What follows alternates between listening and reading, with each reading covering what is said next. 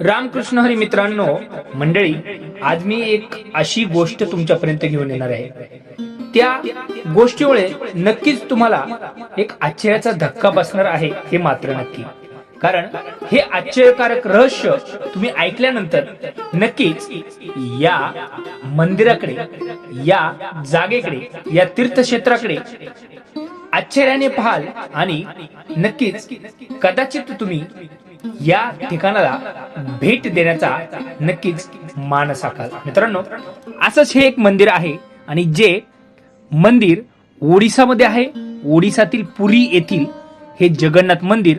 आणि याचं मुख्य रहस्य म्हणजे काय, तर त्याच्या शिखरावरती जो ध्वज लावलाय ना, तो ध्वज नेहमी हवेच्या विरुद्ध दिशेने लहरतो.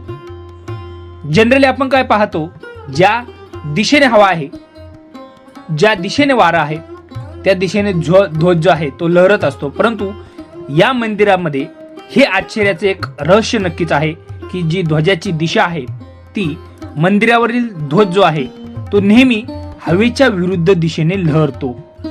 दुसरी गोष्ट, अजून एक आश्चर्यकारक रहस्य म्हणजे मंदिराच्या शिखरावर कधीही पक्षी बसत नाहीत आणि या मंदिरावरून विमाने देखील जात नाहीत. तिसरी गोष्ट म्हणजे मंदिरात प्रसादाची 7 भांडी एकावर एक ठेवली जातात, पण सर्वात वरच्या भांड्यातील जो प्रसाद आहे तो आधी शिजतो. तसंच लाखो लोक जेवले तरी प्रसाद कधीही कमी किंवा जास्त होत नाही. बघा मंडळी, काय आश्चर्य आहे. तिसरी गोष्ट जी आहे ती समुद्राच्या लहरींचा आवाज मंदिर परिसरात प्रवेश केल्यावरती पूर्णपणे ऐकू येत नाही, पण बाहेर पडल्यावरती पुन्हा ऐकू लागतो. त्याच्यानंतरचं जे एक रहस्य आहे, मूर्ती बदलताना एका मूर्तीतून दुसऱ्या मूर्तीत एक गुप्त ऊर्जा किंवा ब्रह्म पदार्थ हस्तांतरित केला जातो, जो कुणीही पाहू शकत नाही. तर मित्रांनो, याबद्दल तुम्हाला जर आणखी काही माहिती असेल किंवा एक वेगळं काहीतरी असेल तर नक्कीच तुम्ही कमेंट करून सांगू शकता. जे आपल्याला या मंदिराबाबत जी माहिती आहे मी तुमच्यापर्यंत पोहोचवायचा प्रयत्न केला.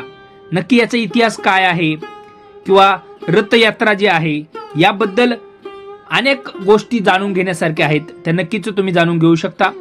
आणि जर आपला हा ऑडिओ तुम्हाला जर आवडला असेल आणि ही माहिती तुम्हाला आवडली असेल तर नक्कीच कमेंट करा, व्हिडिओला लाईक करा, शेअर करा.